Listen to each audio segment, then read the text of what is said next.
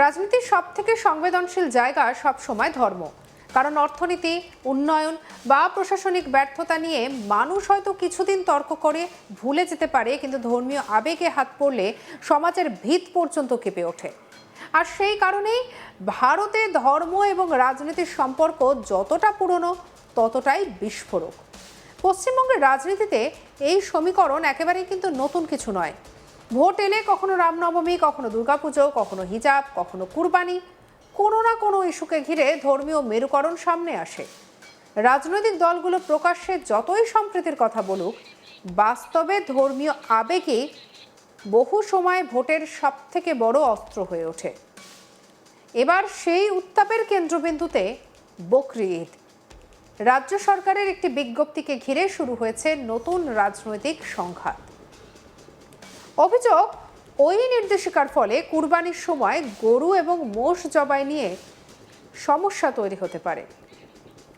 আর সেই ইস্যুতেই এবার সরাসরি আদালতের দ্বারস্থ হয়েছেন শাসক দলেরই একজন বিধায়ক। মামলাকে কেন্দ্র করে রাজনৈতিক উত্তেজনা এতটাই বেড়েছে যে বিষয়টি এখন শুধু প্রশাসনিক নয়, সরাসরি ধর্ম, ভোট ব্যাংক এবং সংখ্যালঘু রাজনীতির কেন্দ্রে পৌঁছে গিয়েছে।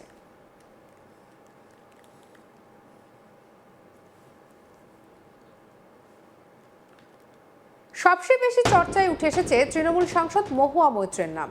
কারণ আদালতে মামলার শুনানির সময় তার উপস্থিতি ঘিরেই রাজনৈতিক বার্তা খুঁজছেন বিরোধীরা। বিজেপির একাংশের দাবি, এটি শুধুমাত্র ধর্মীয় অধিকার রক্ষার প্রশ্ন নয়, বরং সংখ্যালঘু ভোট ব্যাংককে আরও মজবুত করার রাজনৈতিক কৌশল।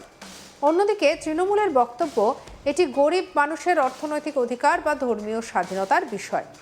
কিন্তু আসল প্রশ্ন হলো, এই বিতর্কের ভিতরে আসলে কি লুকিয়ে আছে? প্রথমে বিষয়টা বুঝতে হবে। 13ই মে রাজ্য সরকার একটি বিজ্ঞপ্তি জারি করে। সেই নির্দেশিকাকে ঘিরে আপত্তি ওঠে। অভিযোগ করা হয়, এই পদক্ষেপের ফলে কুরবানির সময় বহু সাধারণ মানুষ সমস্যায় পড়বেন, কারণ গ্রামীণ এবং নিম্ন আয়ের বহু পরিবার সারা বছর গরু বা মোষ পালন করে। ঈদের সময় সেই পশুকে বিক্রি বা কুরবানির মাধ্যমে তারা আর্থিকভাবে একটু স্বস্তি পান। মামলাকারীদের বক্তব্য, নতুন বিধিনিষেধের ফলে সেই অর্থনৈতিক চক্রে আঘাত লাগবে। শুধু ধর্মীয় রীতি নয়, বহু মানুষের জীবিকাও ক্ষতিগ্রস্ত হবে। আদালতে এসে মহুয়া মৈত্র প্রায় একই যুক্তি দেন। তার বক্তব্য, সরকারের এই পদক্ষেপ গরিব মানুষের আর্থিক ক্ষতি হতে পারে। সাধারণ মানুষ যেভাবে পশুপালনের উপর নির্ভর করে, সেই বাস্তবতাকে মাথায় রেখেই বিষয়টি দেখা উচিত। কি বলছেন মহুয়া মৈত্র, শুনব।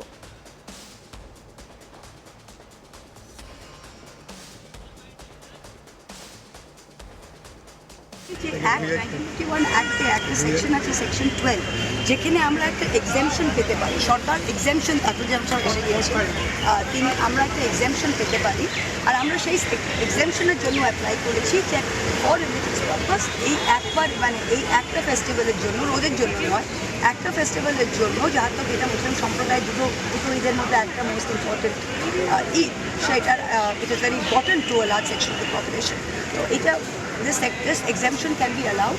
আর আমরা এক্সামশনটা কাউয়ের জন্য চাই না, আমরা এক্সামশনটা বুলক্স এবং বাফেলোর জন্য চেয়েছি, for the purposes of this festival alone. That is our limited point. আর এইটা along with all the other petition, তো অনেক পিটিশন আছে। কারো বলেছে that there is no infrastructure, এই আইনটা তো বহুদিন থেকে রয়েছে, but there are no government waivers, there is no certification process, এগুলো রয়েছে। But our one is a limited point on this, we want an interim exemption. এখন টাইম তো খুব কম আছে বলে আমরা এই ইন্টারিম অর্ডারটার জন্য রেস্ট করতে চাই। আর সেকেন্ড যেটা আপনারা দেখছেন, এটা অন্য পিটিশনসেও লেখা আছে যে একটা, দেখুন, একটা ফেস্টিভ্যালের জন্য সবাই তো একদিনে প্রিপেয়ার করে না। গরিব মানুষ যারা, তারা তো বহুদিন ধরে এই ফেস্টিভ্যালের জন্য প্রিপেয়ার করছে। একটা অ্যানিমালকে পুষে বড় করা, খাওয়ানো দাওয়ানো, এটার মধ্যে একটা ভীষণ খরচ ইনভলভ করে। আর যারা মুসলমান সম্প্রদায়, দেখুন, ডিমান্ড সাইড, কিন্তু সাপ্লাই সাইডটা হিন্দু সম্প্রদায়ের মানুষরা ক্যাটেল রিয়ারিং বিজনেসের সাথে যুক্ত। তাই তাদের আর লার্জ সেকশন যে গরিব হিন্দুদের ওপরে এটা খুব খারাপ একটা প্রভাব পড়েছে। কারণ যারা এর সাথে যুক্ত, তারাও তো এই ফেস্টিভ্যালকে সামনে রেখে এই ক্যাটেলটাকে রিয়ার করেছে, খাইয়েছে। মহিলারা যারা এদের সাথে যুক্ত, তারা নিজের সোনা বন্ধক রেখে স্বনির্ভর গোষ্ঠী থেকে লোন নিয়ে, বন্ধন ব্যাংক থেকে লোন নিয়ে তারা এটা করেছে। তাই এই এত কম টাইমের মধ্যে এই নোটিফিকেশনটা এক। আমাদের গ্রামীণ যেটা অর্থনৈতিক ব্যবস্থা সেটার মধ্যে ঘা লাগছে। বাট আমাদের যেটা লিমিটেড পয়েন্ট সেটা আর্টিকেল 12-এ এক্সেমশন স্টেট দিতে পারে, আর্টিকেল 12 মানে সেকশন 12-এ। তো আমরা সেই লিমিটেড পয়েন্টটা আজকে যেটা হলো, আপনারা দেখলেন যে প্রথমে 1 ঘন্টা সময় চাইলো, যে স্টেটের স্ট্যান্ডিং কাউন্সিল ছিলেন না। তারপর স্টেটের উকিল এসে বললেন যে তিনি আগামীকাল প্রিপেয়ার করে আসতে চান। তো চিফ জাস্টিস খুব পরিষ্কারভাবে বলে দিয়েছেন যে আগামীকাল 10:30টায় প্রথমেই এটার হিয়ারিং হবে এবং স্টেট যেন সব ইনস্ট্রাকশন নিয়ে আসে কালকেই ম্যাটারটা।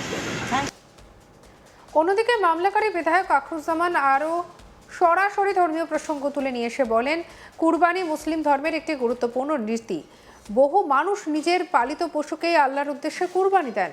ফলে এই ইস্যুকে শুধুমাত্র প্রশাসনিক সিদ্ধান্ত হিসেবে দেখা যাবে না। কি বলছেন আখরুজ্জামান, শুনবো। বলা আছে যে তুমি তোমার প্রিয় বস্তুটিকে কুরবানি করো, যেটাকে তুমি পোষে লালন পালন করে তাকে সুস্থ করে সুস্থ রেখে তাকে কুরবানি করো। তো এই জায়গাটা কুরবানি যেভাবে গভর্নমেন্টের গাইডলাইন বা জানা যে 12 সেকশন 12টাকে আমরা চেয়েছি, তারটা হচ্ছে কুরবানিটা পবিত্র আমাদের, এবং কুরবানিটা হয় সেই সমস্ত জন্তুদের যাদের সুস্থ থাকবে এবং সবল থাকবে এবং তাদেরকে পরিবারের লোকেরা দীর্ঘদিন লালন পালন করে তার প্রতি ময়া মহব্বত যখন জন্মবে, তারপরে মানে লালন তালালন বীররা হাত্তাতুন মিকা মিম্মা তুহিবুন, আমাদের কোরআন শরীফের একটা আয়াত আছে। তুমি তোমার সেই প্রিয় বস্তুটিকে তুমি কুরবানি করো, যেটাকে তুমি লালন পালন করে যত্ন করে তার প্রতি মহব্বত জন্মেছে তাকে। তো আমরা মুসলিম সম্প্রদায়ের মানুষ দীর্ঘদিন ধরে যে পশু কুরবানি করব আমরা কিনে আমরা তাকে লালন পালন করেছি, তাই কুরবানি করবো বলি। এখন গভর্নমেন্ট যেভাবে 13 তারিখ যে নোটিফিকেশান করেছেন, আমরা মুসলিম সম্প্রদায় যাতে তাদের পবিত্র ভাবাবেগে যাতে কোনো রকম আঘাত না হানে, সেই কারণে আমরা সেকশন 12টাকে আমরা রেক্টিফাই করে আমরা মহামান্য উচ্চ আদালতে আমি রিট পিটিশন হিসাবে বিধায়ক হিসাবে আমি এই পিটিশনটা দাখিল করেছি। আমাদের নেত্রী মহামত্র বললেন যে এটা চিফ জাস্টিস এটা শুনেছেন এবং স্টেট গভর্নমেন্ট টাইম নিয়েছেন, উনি গভর্নমেন্টের একটা ডাইরেকশন নেবেন। আগামীকাল চিফ জাস্টিসের ঘরে 10:30টায় ফিক্স হয়েছে, আগামীকালের জন্য আমরা অপেক্ষায় থাকব। এই জায়গাতেই বিতর্ক আরও তীব্র হয়ে ওঠে, কারণ বিরোধীদের একাংশের দাবি তৃণমূল বরাবরই সংখ্যালঘু তোষণের রাজনীতি করে এসছে, আর এই মামলাও সেই রাজনীতিরই অংশ। তাদের অভিযোগ, ধর্মীয় আবেগকে ব্যবহার করে ভোট ব্যাংক ধরে রাখাই হচ্ছে আসল উদ্দেশ্য। বিশেষ করে বিজেপি এই ইস্যুকে হাতিয়ার করতে শুরু করেছে।